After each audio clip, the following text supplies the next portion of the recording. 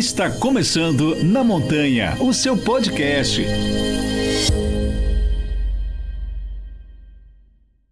Bom dia, boa tarde, boa noite, depende do horário que você está ouvindo ou assistindo a gente. Eu sou o Ailton Zulu e esse é o Na Montanha, o seu podcast semanal. Bem, vamos lá.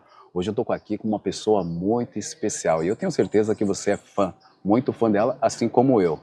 Ela é mineira, nasceu em 24 de janeiro de 1980. Hoje ela não mora mais no Brasil, já faz um tempinho já, mais de uma década, né? Mas está aqui hoje em Paraty, Rio de Janeiro, para conversar com vocês do Na Montanha. Ela é amante de esporte, da natureza, ela é uma das maiores ultramaratonistas do mundo.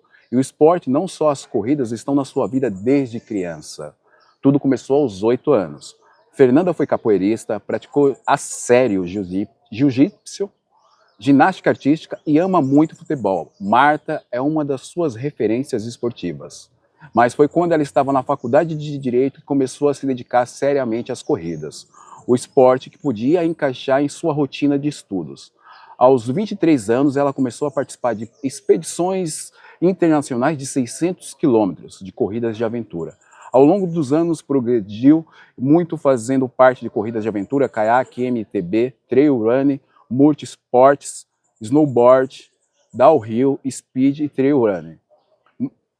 E maratonas em montanhas, para se tornar uma grande atleta. Hoje, Fernanda acumula conquistas, como ser a primeira mulher a correr o autêntico caminho de Santiago de Compostela, 860 quilômetros em 10 dias, a ser a primeira colocada da Ultra Trail Fuji, Monte Fuji, no Japão, 169 quilômetros. Além disso, ela bateu o recorde mundial a ser a primeira mulher a subir e descer o Aconcagua em menos de 24 horas. Vocês perceberam que eu estou um pouco tenso, não tem como ficar nervoso, né? Seja bem-vinda, Fernanda Maciel. Muito obrigada, Zulu. Para mim é um prazer. Eu já escuto seu podcast já faz tempo e sempre fico com inveja dos corredores que têm essa chance de estar aqui conversando com você, porque as perguntas são super interessantes e eu acho que a gente que gosta de corrida, especialmente do trail, a gente aprende muito, né, escutando os outros corredores também, contando as histórias. E você sabe que todo mundo tem um sonho, né? E eu imaginava um dia entrevistar a Fernanda Maciel no podcast Na Montanha. Que bom, obrigada. E chegou mais rápido do que eu imaginava. Quero agradecer os meus amigos, né? Principalmente o José Virgínio de Moraes, o rei da montanha, que fez essa ponte e por isso nós estamos aqui hoje. Fernanda, você pode nos contar um pouco mais sobre a sua jornada desde a infância até se tornar uma das maiores ultramaratonistas no mundo?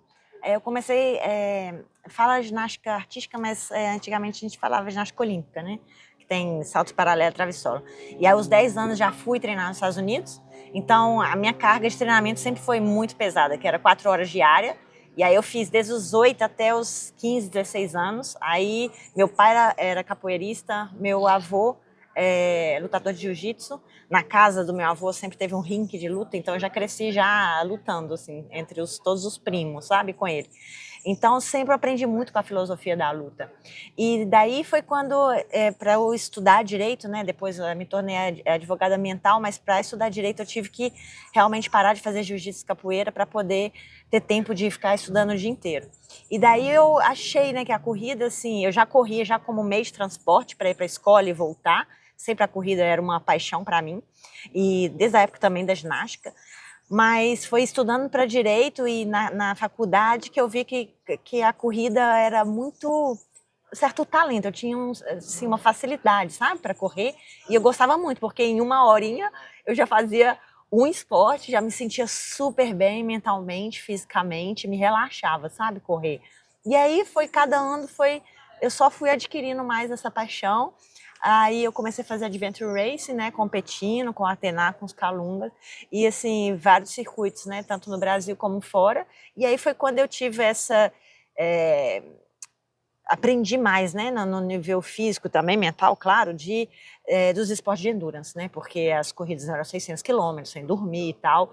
Tanto que isso hoje me dá a base, foi o que me deu base, né, para quando já começar, eu comecei já fazendo ultra também em 2005 e 2006, eu morei um ano na Nova Zelândia, aí lá eu fiz minha primeira meia maratona na montanha. Eu já tinha feito meia maratona em asfalto, eu fazia asfalto nessa época também, mas foi lá que eu fiz minha primeira meia maratona e minha primeira maratona em montanha. E daí foi curioso, porque no asfalto eu lembro que meu tempo era 1h28 e minha primeira meia maratona foi 1h28. Aí quando eu vi, eu fiz no mesmo tempo, e montanha é bem mais difícil, assim. Aí quando eu vi o mesmo tempo, falei, caramba, na montanha eu tenho muito mais talento do que no asfalto. E daí isso me deu um clique, e aí eu falei, vou fazer essa maratona, aí fiz, aí eram sempre pódios, assim, então eu curti muito, assim, e mais esse espírito, né, de aventura, né, porque quando você tá no asfalto, você não tem eu não acabava com tanta essa excitação como o trail me dá, sabe? E aí foi em 2008 que a The North Face dos Estados Unidos me convidou eu, mais outras 3 atletas, corredoras do Brasil, para poder ir lá em São Francisco, na Califórnia, para correr a The North Face Endurance Challenge Championship, 80 quilômetros. Aí eu corri, aí eu ganhei na minha categoria, fiquei quarto geral e foi minha primeira experiência. No outro dia eu não andava. Você que já correu ultra, você sabe o que eu tô falando. A primeira ultra a gente nunca esquece. O meu plano era no outro dia na Califórnia, São Francisco, sair para fazer compra, shopping. Não consegui descer a escada do hotel. Mas depois eu fiquei boa, né? Aí, por coincidência, eu fui para a Europa para poder... Não tem nada a ver que eu fui para fora para poder correr, eu fui para a Europa porque meu namorado era espanhol, eu já tinha um trabalho, eu trabalhava para São Paulo e Madrid, numa ONG também ambiental, e daí de tanto ficar com ele, vai e volta, Brasil e Espanha, esse emprego me deu uma posição dentro dessa ONG que era muito boa, com um salário muito bom, e daí mais, né, o amor, né, faz a gente incentivar mais, e aí eu fui morar na Espanha, nos Pirineus, né, na Catalunha. Então eu morava entre Espanha e Andorra, né, ali na Catalunha, onde que era super bom também para eu treinar. Mas nessa época eu fui para a Espanha e daí eu já resolvi fazer a TDS, que é a prova mais técnica, sim, que é do circuito da UTT do Mont Blanc, e eu queria essa mais técnica, porque eu gosto muito, sabe? Quanto mais técnico para mim, melhor, assim, é mais de montanha. E daí eu fiz a prova, aí ganhei a prova, e aí foi quando eu comecei a escolher, nossa, essa prova de vários países, assim, entendeu? Eu queria as que eram mais desafiadoras, assim, que eu via que tinham mais atletas, mais as provinhas mais famosas. E aí eu fui e sempre eu tinha esse talento, eu conseguia treinar muito e bem, sempre fui pódio. Então isso foi desde 2008, ou seja, já tem bastante tempo, uns, sei lá, uns 20 anos praticamente, quase, que uns 15 anos, né? 15 anos que eu corro ultramaratona. Legal. Você falou de tudo isso, eu quero saber de você, se a Fernanda Maciel tivesse ficado no Brasil, não tivesse conhecido as grandes montanhas, você teria esse tamanho que você tem hoje? Eu acho que sim também, porque eu sempre sou muito de explorar, sabe? Eu tento o meu máximo esforço sempre. Qualquer coisa que eu faço, seja nos estudos ou seja no esporte, eu gosto de dar meu máximo e sempre ia buscar algo assim que seja novo, sabe? Não só para mim, mas que seja novidade, que eu possa explorar mais, que eu possa dar o meu máximo mesmo, sabe? Então, se eu quero correr 50, depois eu quero correr 100, depois eu quero correr 150, ou quero correr 150 e escalar essa montanha mais alta.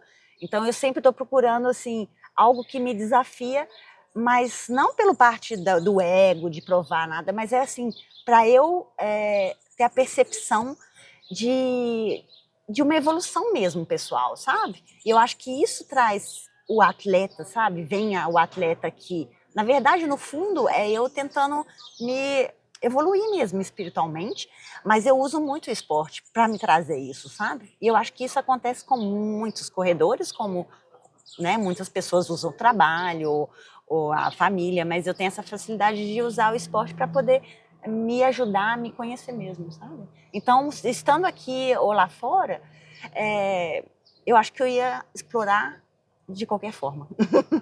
Quando você iniciou, você tinha uma imaginação ou uma dimensão de onde você chegaria? Não. Eu sempre, aquela típica pergunta, né, que meus coleguinhas faziam. Você quer ter uma casa na praia? Em Minas é assim, né? Você quer ter uma casa na praia ou quer conhecer o mundo? E eu era sempre, eu quero viajar o mundo. Então, acho que eu sempre, e também desde os 8 anos eu já viajava para competir. Então, minha vida não mudou muito, não. Com 8 anos eu já viajava o Brasil todo, com 10 anos já ia para os Estados Unidos. Então, era sempre viajar, fez parte da minha infância, e isso era uma coisa também que eu gostava muito.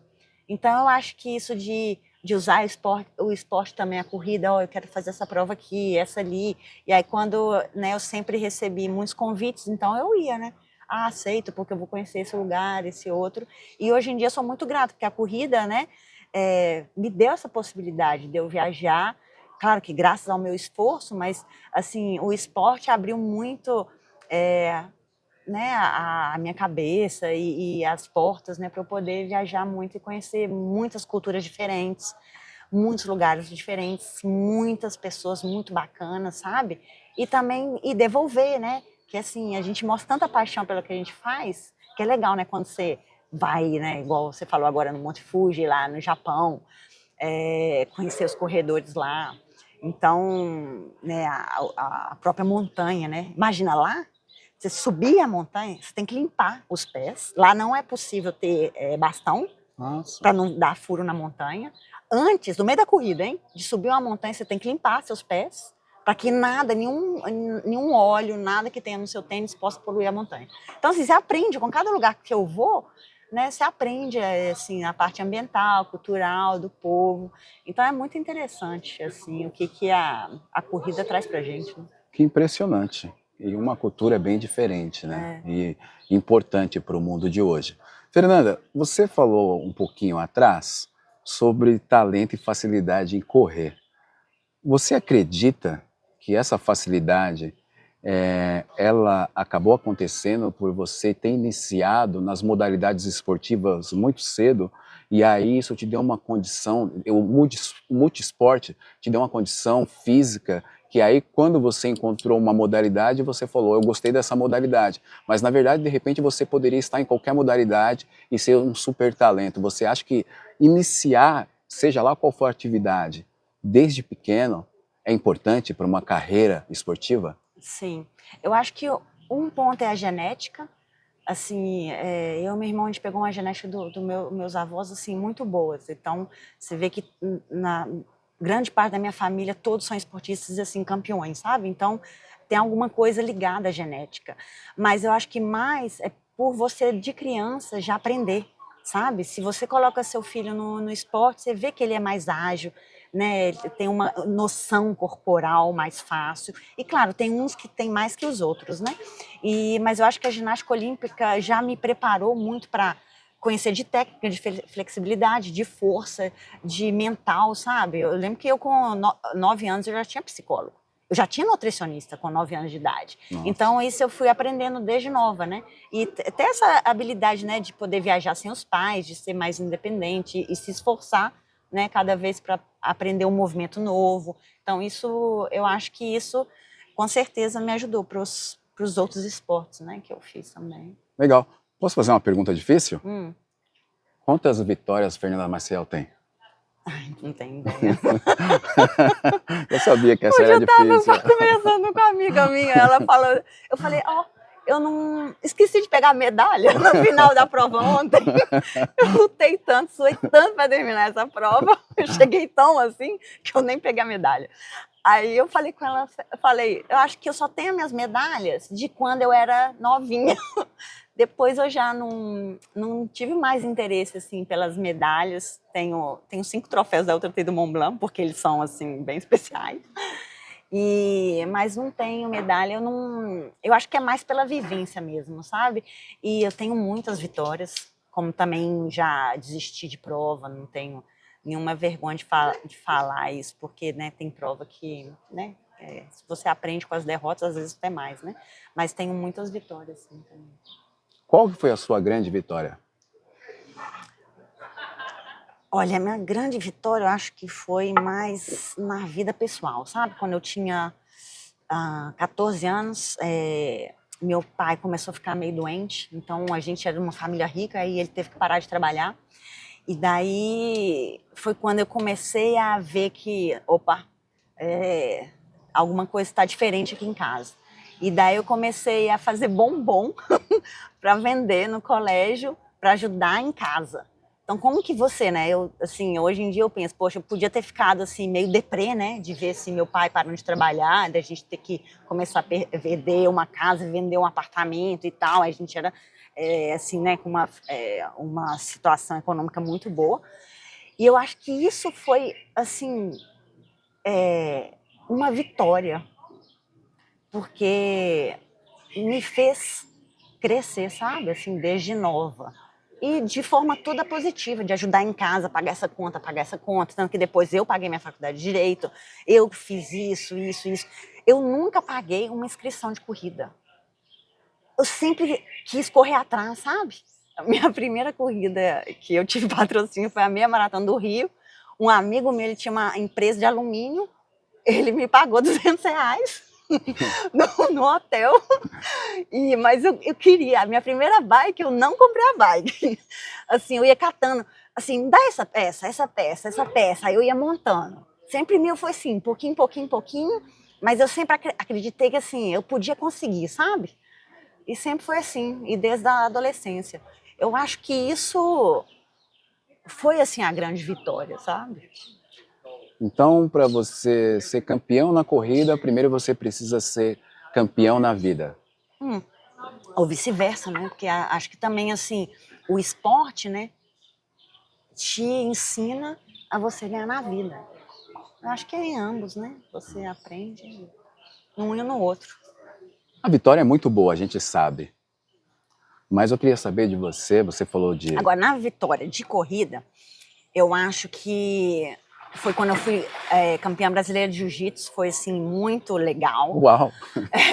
E quando eu ganhei a TDS também foi muito legal, porque foi minha primeira prova de mais de 100 quilômetros, né? Quando você faz mais de 2 dígitos, é bem assim, fica na memória. Então, a prova tinha, acho que era 117, hoje em dia a prova tem 145, mas quando eu fiz era 117 quilômetros, devia subir 7.500, mais ou menos, 8.000.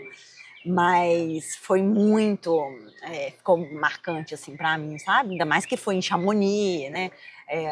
Quem vai em Chamonix, compete lá, a primeira vez é assim, super marcante. Então foi, essas duas vitórias marcaram assim para mim, eu acho. Você falou em Chamonix, é um local apaixonante, marcante, e hoje é o seu quintal de treino. Tem 4 anos eu moro lá. Eu resolvi até mudar para lá porque tem uns 12 anos que eu fico sempre em Chamonix, ou seja, todo verão, há 12 anos eu passo todo verão em Chamonix. E daí há 4 anos atrás, eu via que eu ficava 3 meses no Brasil, 3 meses em Chamonix, sei lá, 1 mês na minha casa e o resto viajando. Eu morava nos Pirineus. Eu falei, poxa, eu tô pagando meu aluguel nos Pirineus à toa, então é melhor, eu tinha divorciado, eu falei, melhor eu vim para Chamonix. E aí, agora, pelo menos, eu fico Brasil e Chamonix. Eu tenho essas duas bases, né, que é Belo Horizonte e Chamonix. E já tem 4 anos que eu tô lá e é incrível, assim, todos os treinos é um flash. Eu continuo apaixonada, mas porque também hoje em dia eu tô focada em fazer projetos, né, de alta montanha, então eu praticamente estou treinando só em glaciar, correndo em glaciar, e ter a altura, né, porque lá tem um teleférico, que você chega a quase 4.000 metros de altura. Então, para eu poder aclimatar para essas montanhas altas, é ótimo. É muito fácil, é uma grande facilidade, né? E ter o Mont Blanc também, né? Para eu poder subir, então isso ajuda. Legal. Vou fazer outra pergunta difícil, né? Chamonix é belíssima, mas não tem um pão de queijo que tem em Minas. Não. Você ficar só lá sem entender a pressão. A sorte que eu consigo, bom pro meu voo, obrigatório, pelo menos uma vez no ano para vir para cá, porque senão, ainda mais no inverno, né? Lá é assim, é menos 20 graus, é muito frio, o inverno lá é super pesado. Novembro, chove todo mês, você tem que correr todo dia, eu saio para os treinos lá de 3, 4 horas corrida com jaquetão, e assim, é frio e muita neve. Muita chuva. Aí depois de dezembro começa a neve e até junho é muito frio, entendeu? Isso quer dizer que você não vê, ó, lá você não vê sol se pondo, sol nascendo. No inverno só nasce o sol lá para as 11, meio-dia. Então você tem assim umas 4 horas de sol que dá para treinar. Então no inverno assim é mais difícil, sabe? Então se eu consigo vir pro Brasil, passar aqui umas 3 semanas, um mês, eu fico super feliz. Além de acumular o pão de queijo, esse final de semana você pode acumular bastante sol, né? Então acredito que você vai ficar aí com bastante vitamina D, né? Com certeza. Ô, Fernanda, você falou das grandes montanhas, né? Você teve no Aconcagua, né? A primeira mulher a subir e descer em menos de 24 horas. Conta pra gente como que foi essa empreitada. Só o Kilian tinha subido e o Cal. Então, várias mulheres tentavam, eu também tentei, não consegui. Então, assim, era uma montanha que muitas de nós corredoras, a Emily Fosberg, que é a esposa do Kilian, tentou, a Núria, que era campeã mundial, tentou, não conseguiu, o Luiz Alberto Hernando, que era campeão mundial, tentou, isso não conseguiu. Ou seja, é muito difícil, porque é muito longo. Você começa da porta do parque até no summit e descer. Então, é praticamente quase 90 quilômetros. Você começa a 2.000 e vai a 7.000 metros e desce, né? Então é longo, você tem que cruzar 10 rios né, assim, de água de glaciar durante a noite, e punk, tem assim, avalanches de barro, sabe, pedra. Então é um super desafio. Eu consegui só na minha 3ª tentativa, porque eu sou cabeçuda mesmo, né? Fui, tentei, não consegui, voltei, tentei, não consegui. Sempre eu parava a 6.000 metros, porque correndo você dá um choque, sabe? No corpo maior do que se uma pessoa está caminhando devagar. Geralmente, as pessoas fazem 3 semanas, 21 dias. Então, eu subi em 14 horas e desci em 8 horas. Então, para mim, assim, eu acho que foi a coisa mais difícil que eu fiz fora das corridas, com certeza foi subir e descer o Aconcagua. Foi muito. Até hoje, eu ainda fico impressionado com o feito, porque é muito, muito difícil. Correr toda uma noite sozinha, mais subir a montanha, mais correr a outra segunda noite sozinha, nos locais que, assim, é bem impactante. É isso que eu ia perguntar. Sozinha? Eu comecei... Bom, eu contratei um cara, ele conseguiu 40 segundos para conseguir. Aí eu contratei um outro cara para filmar e para trazer a água, mas ele também ficou uns 5 minutos e não conseguiu me acompanhar. Ainda mais eu acho que quando eu tô assim no projeto, eu fico assim mais nesse espírito animal, sabe? Então vem uma força extra que eu consigo correr muito mais rápido do que o normal. E daí é difícil de ter acompanhante. Mas na Aconcagua, quando eu chegava no acampamento base, tem um porter, ele não é nem guia de montanha, ele era muito rápido. Então eu contratei ele para ele poder me seguir, porque eu queria alguém para registrar o meu feito, que é obrigatório para comprovar, e também para ter as imagens para depois fazer o filme. E também porque se eu me sinto mal, eu quero alguém que me traga viva para baixo, entendeu? Então isso eu coloquei essa regra para mim, tanto que nas outras montanhas também, eu sempre tenho alguém, além de ser obrigatório nos parques, que eu tenho, como eu não sou guia de montanha, é obrigatório que alguém esteja comigo no summit, entendeu? Com exceção do Elbrus. O Elbrus é a montanha mais alta da Europa. Eu subi e desci correndo, e lá, como não é um parque fechado, eu pude fazer sozinho, entendeu? Mas mesmo assim, eu contratei um esquiador bem fera de lá, mas também eu tive que ficar esperando ele no summit, ele não chegava, e eu, tô fazendo recorde aqui, bem tirar a foto. Assim, às vezes sempre dá errado. Por isso que acaba que nessas montanhas eu tenho que estar assim, autossuficiente. Se eles conseguirem filmar, ótimo, mas é difícil, sabe? Eu tenho que ficar esperando eles muitas vezes. Também fiz no Kilimanjaro, né? Então, primeiro foi a Aconcagua, depois fui em Kilimanjaro, que é a montanha mais alta da África. Subi em 7 horas, desci em 3, geralmente são 7 dias. Então, geralmente o que faz em dias eu faço em horas. Aí depois no Elbrus são 5 dias, aí eu subi em 5 horas, desci em 2 horas. Aí fiz agora a Antártica. Antártica geralmente são 7 dias. Aí eu subi em 6 horas, desci em 3 Monte Vinson. Monte Vinson. É lindo. É mais ou menos, um pouco mais alto que o Mont Blanc. E super selvagem, assim. É muito frio, né? Menos 40 graus. Muito, muito frio. Eu tirei a minha mão da luva para dar o clique na GoPro, congelei.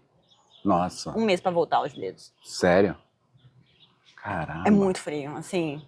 de eu não imaginar, assim, que era frio, sabe? Porque em outras montanhas, no Elbrus mesmo é muito frio, mas é menos 30. Mas eu acho que é mais porque tem um vento e tal, mas lá é frio mesmo. Legal. Fernanda, você fazendo essas grandes montanhas, esses grandes desafios, o medo, ele passa à sua frente, ao seu lado? Sempre. Tenho sempre medo, mas eu aprendi mais com medo quando eu fiz o Caminho de Santiago. Foi a primeira vez, porque assim, o Caminho de Santiago era fazer uma ultra cada dia, né? Eu me propus, eu já tinha feito o caminho a pé, de bicicleta, e daí, como era minha paixão era corrida, eu falei, vou fazer um dia correndo, né? Eu louca. Aí, claro, e deu 890 quilômetros. E daí eu saía de Saint-Jean-Pied-de-Port, na França, até lá, e eu ficava pensando, gente, é capaz de eu ter, a minha cabeça é tão forte que é capaz de, se me dar bolha, cair a pele do pé, é capaz de eu ainda acabar essa coisa. Então eu tinha medo, assim, de eu me lesionar durante cada dia, sabe? Mas acabou que eu falei, mesmo se eu me lesionar, eu vou tentar administrar. E acabou que eu não tive zero. Tive 2 bolinhas no pé, nem dor no joelho, nem nada. E me alimentei super bem, fiz sem nenhuma assistência, convidei alguns amigos só para me seguirem alguns dias. E deu super bem. Foi a minha primeira vez que assim, eu enfrentei um medo maior, porque eram muitos quilômetros, né? Então, assim, cada dia eu corria 97, no outro dia 95, no outro dia 89 com desnível. Então, é longo, né? E no outro dia você tem que ir de novo. Mas deu tudo certo. Aí eu comecei a observar, né? Que, poxa, eu tenho medo, mas você vai... Ele te deixa mais alerta, né? Mas, e o medo é bom, né? Porque também ele faz te respeitar. Eu tive agora numa montanha com o meu namorado, agora mesmo, mês passado. Eu cheguei lá para subir uma pedra assim, ele vem, eu travada assim, eu não, de repente comecei a chorar, eu não. Assim, não sei, me deu um instinto assim também de medo ali, eu falei, não, vou descer. Então eu também respeito muito, sabe? Já aconteceu já numas 3 montanhas assim, que eu cheguei no Manaus do ano passado também, eu estava a 7.000 metros já para subir assim com o Gabriel Tasso, que é câmera. Aí eu falei, Gabriel, não tô me sentindo bem não, tô meio cansado, sei lá, sem energia assim, acho melhor descer.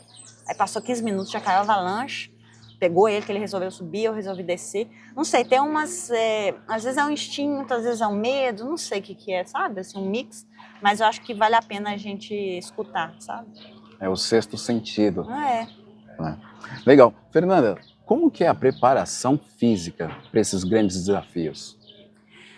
É praticamente como o The Ultra, né? Ou seja, é muito volume, né? Eu faço também treino de intervalos, né? De VO2 max em subida, geralmente é 4 vezes 5 minutos, subindo rápido em subida, 10, sobe 10. Mas é treino mais com mochila, porque quando eu faço esses recordes, né? O mínimo que eu carrego são 4 quilos, porque sempre eu tenho que carregar água extra ou água quente, né? Mais jaqueta extra, luva extra, beanie extra, né? Gorro. Então acaba que esses extras você vai somando, né? E mais rádio e tal, então acaba que dá uns 4 quilos, assim. Então eu treino também com esses 4 quilos e tudo mais steep, né? Mais íngreme. Por isso que Chamonix é bom, porque lá, assim, atrás da minha casa é o Bravant, que é uma montanha que é flat, você tem 1.000 metros. Então acaba que em Chamonix eu consigo fazer 1.000 metros muito fácil. Né? E é steep, o que é perfeito para essas altas montanhas, entendeu? Aqui, por exemplo, seria difícil, né, de você conseguir uma montanha tão íngreme. Apesar de, por exemplo, Belo Horizonte é uma cidade perfeita. Continua a rua da minha mãe, da casa da minha mãe, continua sendo um super challenge para mim. São 4 ruas assim, íngremes, entendeu? Muito difícil de correr. Bem parecida com esse quilômetro vertical do Brevent que a gente tem em Chamonix. É super íngreme. Então, assim, é até bom, sabe? Assim, onde eu tô, em IBH, no bairro que tá minha mãe, é bom também os treinos. Não deixa a desejar, não. Eu acho até legais. E acaba que os treinos são isso. E plus, ou seja, você tem que treinar, você tem que ter o seu você tem que manter o seu fitness, ou seja, trabalhar o seu VO2 max para as altas montanhas e mais aclimatação. Então, não só os treinos, mas aclimatar. Então, você tem que dormir em altura. Então, Então, por isso a facilidade de Chamonix que é mais fácil, porque lá você sobe esse teleférico, você está a 3.800 metros, tem um refúgio que está na Itália, que está a 3.300 metros, você pode dormir lá. Então, tendo esses 2 pontos, por exemplo, te ajuda, entendeu? Tem um outro refúgio Margarita, na Itália, também, que está a 4.600 metros, que dá para você dormir. Então, ali é fácil de você querer aclimatar para estar mais preparada, para não ter esses problemas de altitude que geralmente tem. Entendeu? Legal. Falamos do treinamento físico e o treinamento mental, como ele é feito? Olha, eu tenho um psicólogo já tem 14 anos e há 2 anos eu tenho um mental coach. Eu tenho aprendido assim muito também. O mental coach é mais para adquirir também autoconfiança assim e também entender essa parte do medo. Entender, assim, visualizar também que você está nesse flow, sabe? Eu visualizei muito eu nessa prova aqui tendo flow, mas na verdade rolou, assim, não foi a prova que eu esperava, estou totalmente decepcionada com a minha performance, mas assim, foi um flow, foi tão prazeroso para mim ter feito essa prova aqui, então eu acho que isso você vai aprendendo, sabe? Então você tem que estar essa preparação mental também. E isso é assim, é autoconfiança e pensando tudo que você tem assim, você tem 2 caminhos, um é o ego e o outro é o flow. No ego você vai subir porque você tem que comprovar que você é o melhor e tal e tal. E o outro é porque você ama a montanha, você quer sentir o vento frio na sua cara, é quando você tem essa chance de ser um animal ali, sabe? De sentir no seu habitat. Então, o meu, graças a Deus, é para esse lado, sabe? Então, eu consigo visualizar isso muito. Isso, assim, deixa o meu mental muito mais tranquilo na hora de eu preparar, de treinar para ir para esse objetivo. Eu achei isso extremamente impressionante sobre o ego e o flow. Porque... E é difícil, você tem que observar, sabe? Mas por que eu estou falando isso? Quando eu vi a sua chegada ontem, né, nós estamos falando da UTMB Paraty, que aconteceu aqui recentemente, eu falei assim, cara, a nossa expectativa, e a gente gera uma grande expectativa por grande campeã que você é, né, que a vitória já era sua. E na verdade a gente não sabe o que vai acontecer no meio do caminho. E aí você ter chegado, isso traz uma lição e um aprendizado de mostrar, eu não posso deixar o meu ego tomar conta, eu não vou abandonar a prova, eu vou terminar a prova. E isso acaba sendo um estímulo para a gente que corre, para a gente que te admira, demonstra um lado humano que poucos têm, né? Não, a minha expectativa era de eu brigar com a Franciele. Já antes eu falei, nossa, ela é uma corredora muito boa. E eu pensei, eu falei, vou assim, brigar com ela durante a prova, é capaz no downhill, no último, porque eu sou boa de downhill, talvez ali eu consiga, entendeu? Essa era mais ou menos minha expectativa, e de fazer 5 horas e meia, no máximo 6 horas da prova. Mas eu fiquei com a turma do fundão, e só acabei porque eles me incentivaram muito. Juro que eu até pensei em desistir, mas eles queriam tanto que eu fosse com eles.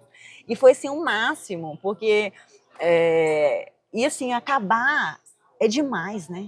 E é o que a gente mais aprende. Nossa, eu sofri muito, tive mais de 50 câimbras. Foi, assim, muito mal mesmo. Tive choque de calor o tempo inteiro. O pessoal tirava selfie comigo dentro do rio. Assim, acabei com a minha reputação. Foi muito bom. Mas, assim, eu só saí da cadeira porque veio um tiozinho e ele assim, Fernanda... Eu falei assim, ele falou assim, Fernanda, vamos comigo. Eu falei, não, eu tô muito mal. E aí ele, eu não te abandono. E se você estiver muito mal, eu te deixo meu bastão. Eu falei, jura? Jura. Aí ele me deu esse up e eu fui com ele, assim. Claro que depois de 15 minutos eu abandonei ele e fui indo, sabe? Mas foi graças a ele que me motivou, assim, sabe? Para sair da cadeira e ir, porque eu tava mal, assim. Vi toda a prova em 3D. Não tô acostumada com esse calor, já tem 20 anos que eu moro fora do Brasil, ainda mais agora só correndo em glaciar. Para mim foi um choque já na primeira mata. Mas... Nossa, e essas provas assim, quantas provas eu já fiz? O dobro de tempo. Diagonal de Foucault, que é a prova mais dura que tem. Nossa, eu tentei abandonar a prova, mas aí eu ia até a chegada. E o lance também que a gente aprende é isso, é nunca pensar no final, sabe? É sempre quando você vê que tá ruim, pensa no próximo PC, pensa só mais 1 quilômetro a mais, aí você vai. Quando você faz essa expectativa de pouquinhos quilômetros, você consegue chegar. E também, sempre no aid station, você sempre tem que tentar se juntar aos corredores positivos, entendeu? Então, sempre vai ter um que vai parar e tá com mal, tá com as dores, porque todo mundo tá mal. Isso é verdade. Aí você tem que tentar ali observar algum que tá mais capengo, mas tá indo, aí você tem que se juntar a ele para você, pelo menos, sair dessa e caminhar, entendeu? Ontem o tempo inteiro eu falava, se chegava uma turma assim para correr comigo, falava, galera, vamos junto aqui, um pouco, a gente começava a se animar, do caminhar para correr, e aí todo mundo depois, né, todo mundo entrava num ritmo, cada um fazia a sua prova, mas isso de pegar, sabe, o outro corredor assim para ser seu amuleto assim, é muito bom. Legal, pois é.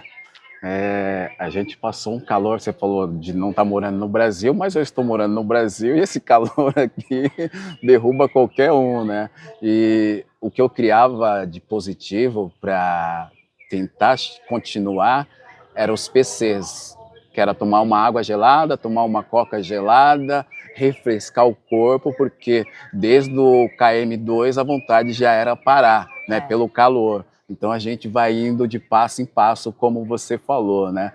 Mas qual que você acha uma grande dificuldade para o ultra trail? Um calor extremo ou um frio extremo? O calor extremo. Eu acho que eu já tive hipotermia e assim é bem problemático, entendeu? De repente você só colapsa, você desmaia e você conversando com o médico mesmo ontem, o calor é muito problemático e porque o calor você também não consegue acelerar. No frio você tem a capacidade de acelerar para você passar do pico e aí você também desce, entendeu? Assim, nas ultras, né, você tem um pico, então geralmente quando você está no pico você tem esse frio máximo, mas né, você consegue acelerar para poder passar, entendeu? Agora, e você coloca uma jaqueta, você esquenta, sabe, luva.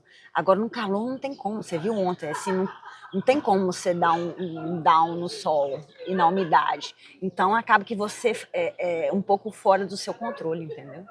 É só olhar o meu bronze aqui que vocês vão perceber. Tava quente. A gente vai lembrar por alguns dias do sol de Paraty, né? Fernanda, você falou sobre vitória. Qual que foi a grande frustração na sua carreira? Grande frustração? Se é que teve. Não, acho que não teve, porque eu acho que assim, todas as provas que eu já abandonei ou que não tive um resultado, nunca foi frustrada. Eu nunca fui frustrada, assim. Eu acho que tudo era lição mesmo e só me faziam melhor, entendeu? E não considera isso uma derrota? Não, você me perguntando assim, nada vem na minha cabeça. Porque eu acho que não teve, assim, frustração. Vida que segue. Vida que segue. Eu acho que também a vida é escolhas, né? Ter arrependido de alguma coisa, eu também não sou de arrepender. Não sei, não tem assim frustração. E ter a sabedoria de saber que não dá para continuar, você precisa eu acho parar. que frustrada não, porque você escolheu aqui, você não fez aqui, poxa, você escolheu aqui, aceita, entendeu? Eu acho que é muito de aceitar. Medita na aceitação, aceita que você fez isso, que você errou aqui, que você decepcionou, você aprendeu e segue. E você falou anteriormente que dá para aprender muito mais nessas situações do que com as vitórias. Com certeza. Ontem eu aprendi muito. Para mim foi uma derrota, mas com muita vitória, muito ensinamento, assim. De erro de preparação, eu tinha que ter me aclimatado, eu tinha que ter feito sauna. Eu estava no Alasca, estava no clima, nunca que eu ia, sabe, assim, tem que cair na real, sabe? Então, acho que você aprende muito com as derrotas. Legal. Fernanda, o que falta a Fernanda Maciel conquistar no mundo do trail? Não sei. Tem algum objetivo? Você tem algum almeja, tem algum desejo? Olha, eu queria ser campeã dessa prova. Ou você não pensa nisso? Eu bati muito, assim, de ser campeã da Ultra Trail do Mont Blanc, porque eu nunca ganhei Ultra Trail do Mont Blanc. Todos os meus colegas ali, eles ganharam, eu não ganhei. Eu ficava... E já fui campeã da Lavareia, já fui campeã da Gran Canária, Monte Fuji, né, 2 provas já nos Estados Unidos, mas nunca, né, ganhei vários aqui no Brasil também, em Andorra, em Barcelona já, Mas assim, nunca teve assim uma, que sabe, eu acho que era mais a outra do Mont Blanc mesmo. Mas eu, né, de tanto bater, tentar, também eu fui me desmotivando, porque era treinar, já fiz 9 vezes, fora as competições, né, é o mesmo treino, né? Já dei a volta lá no loop, lá no Mont Blanc, 20 vezes. Então, e assim, eu era tão forte que eu dava o loop em 2 dias, como treino. Saí de Chamonix até Bertone, na Itália, de Bertone, Chamonix de novo.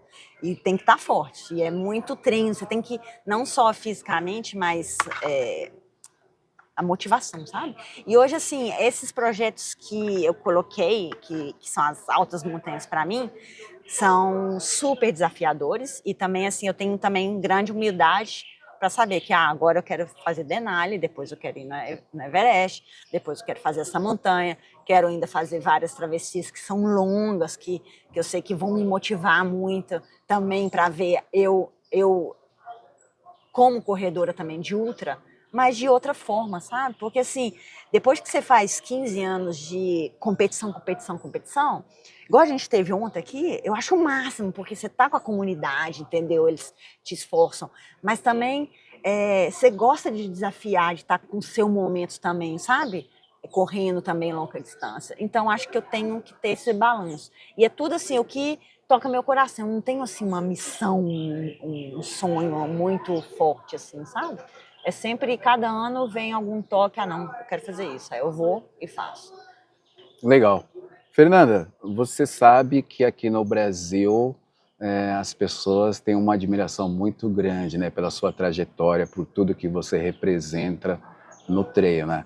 Eu falei no início sobre a Marta no futebol, para quem não sabe, né, e para quem não sabe o que é ultra trail, maratona, nós poderíamos comparar a Fernanda Maciel à Marta do futebol feminino, né, uma craque, uma camisa número 10. Tem várias pessoas que elas estão iniciando na corrida de montanha, na corrida de trilha. Qual conselho você daria para quem quer trilhar, né, esse caminho de ultramaratonista? O que você diria para eles? Bom, eu acho que é como a gente pôde experimentar ontem, né? Assim, a gente faz um plano de o timing, o pace que você vai ter, né, durante essa prova ou durante esse treino, mas isso é muito um tempo em relação só para te dar uma base da sua nutrição. Eu sempre tive assim esse time, por exemplo, vou fazer aqui 50 quilômetros com 3.000 metros positivos, ok, então vou demorar, sei lá, 6 horas. Mas isso é para me ajudar mais na minha estratégia de alimentação e nutrição do que próprio na prova.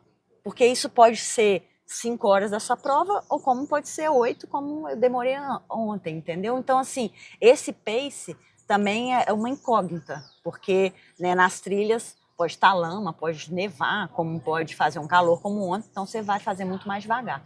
Então, você esquecer um pouco desse relógio, claro, ter o seu time antes da prova para poder planejar a nutrição, né, e também o seu psicológico, mas também ter o relógio abandonado um pouco de lado, porque na montanha, quem vence no final, quem está ali é você e o seu desafio que é a montanha, entendeu? Esquecer um pouco dos competidores do lado, você tá em conexão com essa montanha, eu acho que isso é o mais valioso. Esquecer um pouco do relógio, que é o diferencial, né? Às vezes, assim, da corrida de rua para a montanha. E outra coisa é trabalhar a propriocepção. Assim, a única lesão que eu já tive é torcer os 2 pés. Você vê muita gente no treino que torce o pé, e isso é normal, ainda mais com a fadiga mental, né? Ainda mais nas ultras, né? Você vai cansando e aí acaba que a sua passada vai ficando curta, e aí você torce o pé. Então, você trabalhar muito a propriocepção é uma coisa muito legal se você quer ser um bom corredor de montanha. Legal.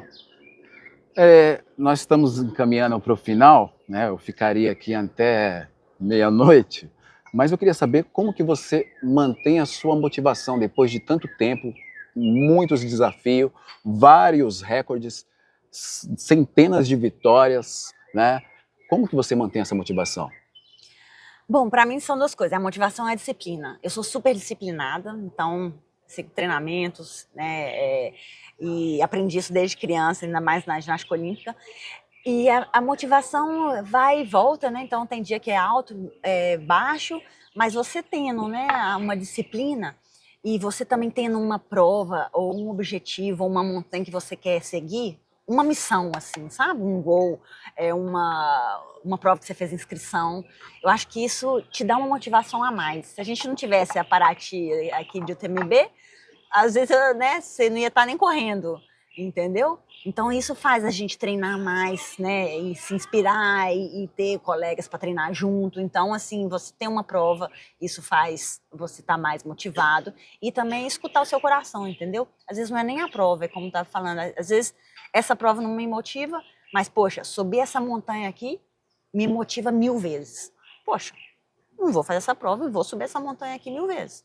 Não vou fazer o TT do Mont Blanc e tô indo vou subir lá no Alasca, entendeu? Então, assim, é escutar também o que tá te motivando, porque senão aí você se frustra também, se você não escuta seu coração e quer, né, fazer o que todo mundo tá fazendo, entendeu? Então, acho que se você seguir seu caminho, você vai estar sempre no caminho da sua motivação, porque é o que você realmente, no fundo, que você quer, entendeu? Legal. Quais são os planos para o futuro da Fernanda Maciel? Bom, agora eu tenho uma prova agora na Itália, que é a final de vertical em Limone, na Itália. E daí eu vou subir o Amada Blanc, que é uma montanha, fica do lado do Everest, é a montanha mais linda que tem ali no Nepal, é linda a montanha. É uma montanha de 7.000 metros. E depois vou para o Equador e depois eu vou para o Everest. Isso é em março e abril do ano que vem. Então, esses são os meus treinamentos agora, não são de corrida longa, mas assim, são corridas para cima e bem, bem desafiadoras. São projetos muito difíceis e que eu estou treinando já muito focada para eles. E quando volta para correr no Brasil? Ué, se Deus quiser, ano que vem a gente está aqui de volta, né? Tá certo. Fernanda Maciel, nós estamos encerrando o nosso podcast na montanha, né?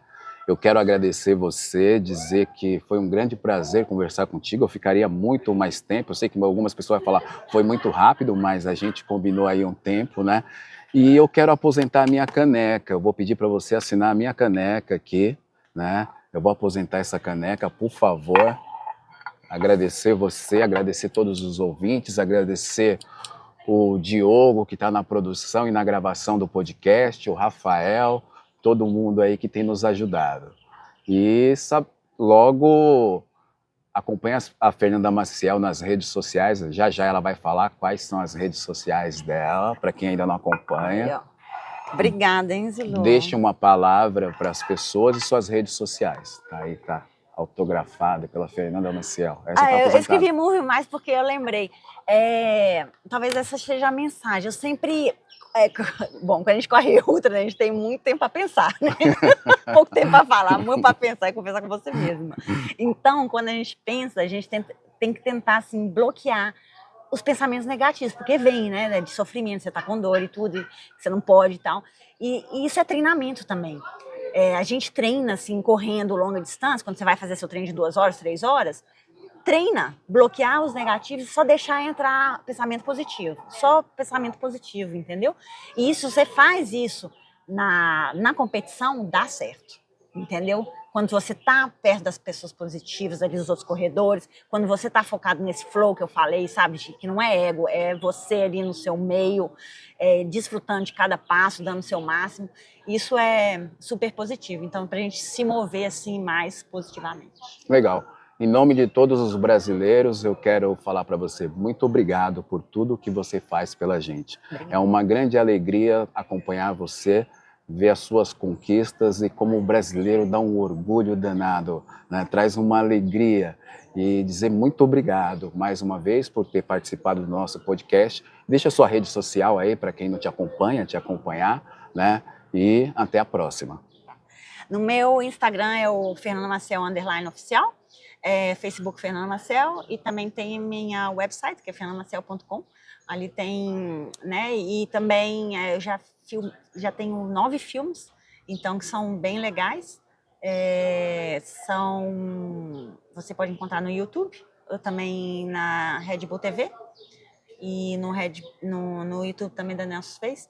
Então tem vários filmes ali super legais de várias corridas assim que eu já fiz que são bem desafiadoras para mim. Pode agradecer os patrocinadores também. E também acrescentar que eu faço um projeto que chama White Flow. Vocês também podem seguir o White Flow Run no Instagram. São projetos que eu faço que são assim projetos super difíceis para mim e que também tem paralelo à corrida difícil, tem o lado social e também ambiental. Então, todos esses projetos que eu faço sempre tem alguma outra atividade ali no país que eu estou fazendo, no local que eu estou fazendo, que também está ligado ou ao meio ambiente ali ou à população, entendeu? Então, é super interessante porque também não é só sobre corrida e o pessoal sempre pode ajudar também e tá envolvido com esses meus projetos. Então, vocês são super bem-vindos para seguir, que é bem interessante. E agradecer meus patrocinadores. Eu tenho patrocinador da Red Bull, da The North Face, da Comsport, da Oversteams, que é uma marca francesa de nutrição, e da Coros de relógio e da Rider 100, que são os óculos. Legal. Sim, graças a eles já tem muitos anos que eu tô com eles e é bom, já tem, sei lá, 10 anos que eu tô na Red Bull, 15 anos na The North Face, mais 11 anos na Comsport, que é a marca suíça, que também eu trouxe pro Brasil. Então é legal, porque já tem muito tempo que a gente trabalha junto, então é bom. Legal. E você é a prova viva que Red Bull dá asas realmente, né? Dá asas, tá mal, então Red Bull que ajuda. É isso aí, pessoal. Eu quero agradecer vocês, agradecer a Fernanda Maciel mais uma vez. E esse foi Na Montanha, o seu podcast semanal. Até a próxima. Valeu, rapaziada. Fernanda, obrigado, viu? Muito obrigado. Eu quero fazer um agradecimento especial aos nossos patrocinadores. Autoescola Ideal Suzano. São 27 anos de comprometimento e respeito. Entre em contato pelo 11 9811 27 537. E a LA Studio. Você que é fabricante de roupas e quer ter suas estampas exclusivas para suas peças, a LA Studio vai atender você com exclusividade e excelência. Entre em contato pelo 11 99 23 36 265. A Colmeia Print oferece soluções de impressão e serviços para comunicação visual nas áreas de ponto de venda, mídia exterior, materiais para eventos e ações de merchandising em geral. Oferecemos assessoria no desenvolvimento de peças e campanhas nas diversas mídias, suportes, acabamentos e tipos de instalações que esses segmentos necessitam. Acesse www.colmeiaprint.com.br. Quantas emoções cabem numa foto? A Foco Radical tem a resposta para os seus momentos inesquecíveis. Acesse www.focoradical.com.br. A Equilíbrio Esporte, a sua loja da alta performance. Se você busca superar os seus limites, encontrar equilíbrio e viver uma vida ativa, seja bem-vindo a Equilíbrio Esportes. A loja que compartilha sua paixão pelo esportes está pronta para te levar além. É isso, acesse www.equilibrioesportes.com.br ou pode chamar no WhatsApp no 11 26 25 29 99. E se você quiser ter um belo desconto, use o cupom Na Montanha 10 e tenha 10% de desconto na sua